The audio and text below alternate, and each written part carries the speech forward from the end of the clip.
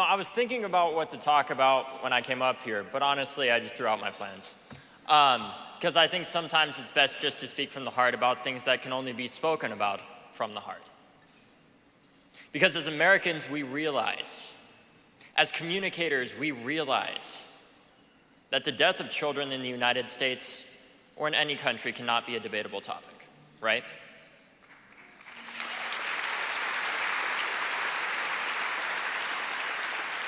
We realize that the very thing that makes the organizations that have allowed this issue to continue in the United States and not in any other more developed country nearly at the same rate as the United States is the very same thing that's in this room right now.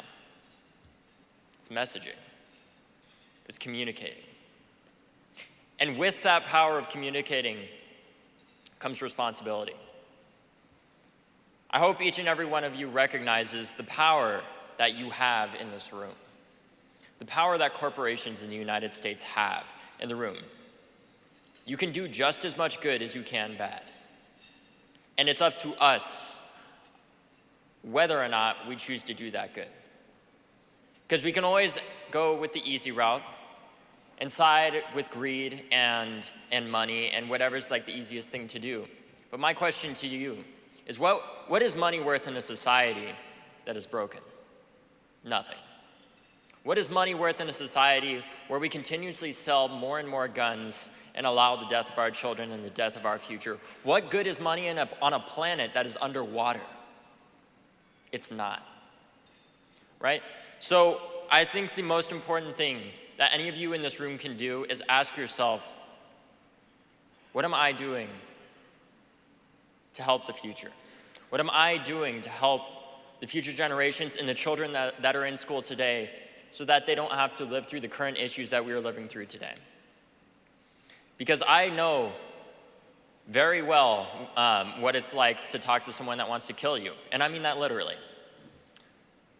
When we were on a bus tour across the country, many times we were met with armed protesters outside of our events. One of those instances was in Dallas, Texas, a place that loves us dearly. We were at an event, and we were simply talking about why kids shouldn't die anymore, why we need to fund gun violence research, and why guns need to be under the Consumer Protection Act.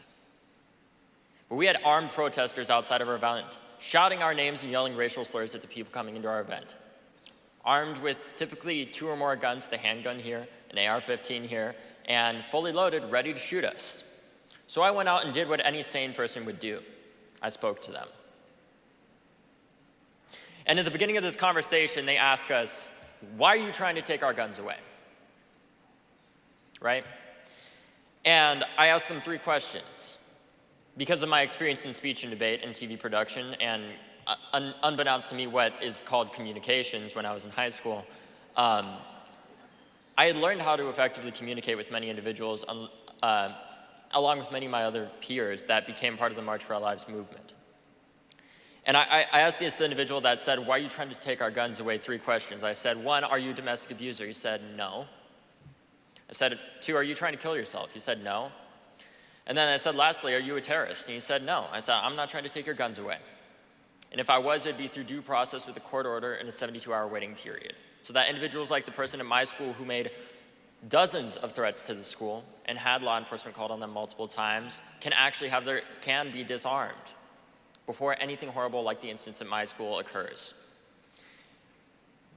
And along this conversation, we asked them basic questions like, how much do you think we should fund, do you think we even fund gun violence research? Because I truly wanted to know the level of misinformation that was out there. He's like, we pour billions of dollars into that annually. Do you guys know how much we spend on gun violence research from the federal government annually? 0. For an issue that kills 40,000 Americans annually.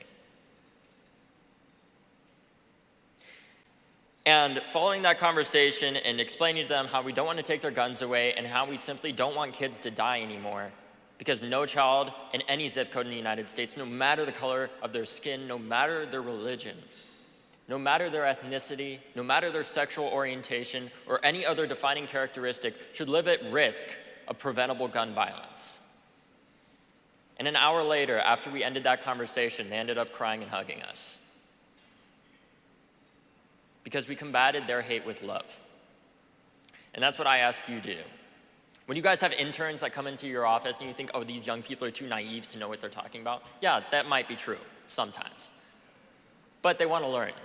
They wouldn't be interning with you guys if they didn't want to learn. Because the reality is those interns are the future CEOs, the future people that are going to be in the C-suite of your company one day. And if you create a cultural shift today within your company to value young people, not in a tokenistic way, but truly to value their ideas and value what they're saying, you can create a generational shift so that no other generation is doubted so that no other young person's voice is doubted because of their age or where they come from. What I ask many of you to do in the room tonight, if you have powerful positions, as I know many of you do within Fortune 500 or Fortune 100 companies, is give the day off to your employees or give them time off to go and vote in elections. Give your employees the opportunity to go and make their voice heard.